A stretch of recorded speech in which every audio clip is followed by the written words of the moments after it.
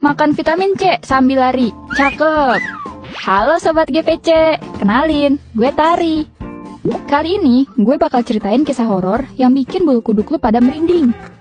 Cerita ini tentang rumah baru gue. Kita sekeluarga pindah ke rumah baru di tahun 2020 yang ternyata punya rahasia mistis yang kelam. Sebelum masuk ke cerita, gue jelasin dikit tentang keluarga gue ya. Jadi, keluarga gue tuh perintis dan bukan juga keluarga PNS. Keluarga gue punya usaha kecil-kecilan gitu sebagai sumber untuk melanjutkan hidup. Pada saat itu, perekonomian keluarga gue lagi hancur-hancurnya. Mana saat itu bulan puasa, dan mata pencaharian keluarga gue yang berdagang tuh terancam banget. Jadi, gue dan keluarga tinggal di kontrakan kecil gitu kan. Gak ada angin, gak ada hujan. Tiba-tiba tetangga gue yang notabene anak pemilik kontrakan ini, dia cari ribut sama bokap gue. Segala yang dilakuin keluarga gue dijadiin masalah sama dia.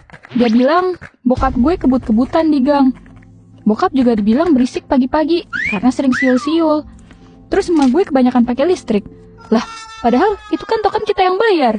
Nah, hebat deh orang anjir. Kan kayak emang cari gara-gara aja nih orang. Alhasil setelah sepakat, bokap nyokap mutusin buat pindah ke rumah amah, nenek gue, yang dulunya ditempatin sama om gue. Nah, sekarang om gue nih tinggal di Batam. Udah dari 4 tahun yang lalu. Sebelum om gue pindah, emang beliau udah minta bokap buat nempatin rumah ini. Jadinya rumah ini udah kosong selama 4 tahun tuh. Awalnya gue skeptis sih. Ya, jelas nempatin rumah yang udah kosong selama itu agak gimana gitu feel-nya.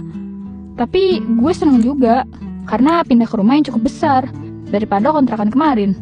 Dia kaget bukan main. Ternyata rumah amah yang dulunya ditempatin om gue ini banyak kejanggalan. Rumahnya tuh masih menyisakan barang-barang peninggalan om gue. Kayak gudang barang seni gitu lah. Di setiap sudutnya ada patung dan lukisan.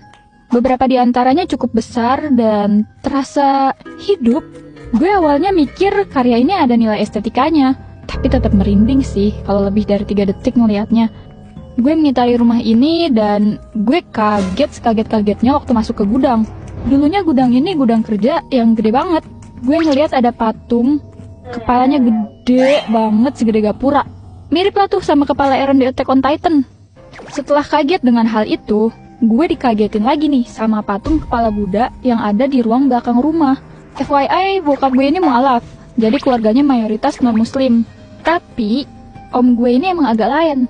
Dia itu ateis dan pernah bilang kalau Tuhan itu nggak ada. Coy, dari hari pertama pindah, suasana terasa aneh. Hawa dingin dan merinding terus mengikuti. Ditambah, ada penampakan yang bikin kita semua resah. Pernah nih, gue lagi lihat halaman belakang rumah. Pagi-pagi tuh.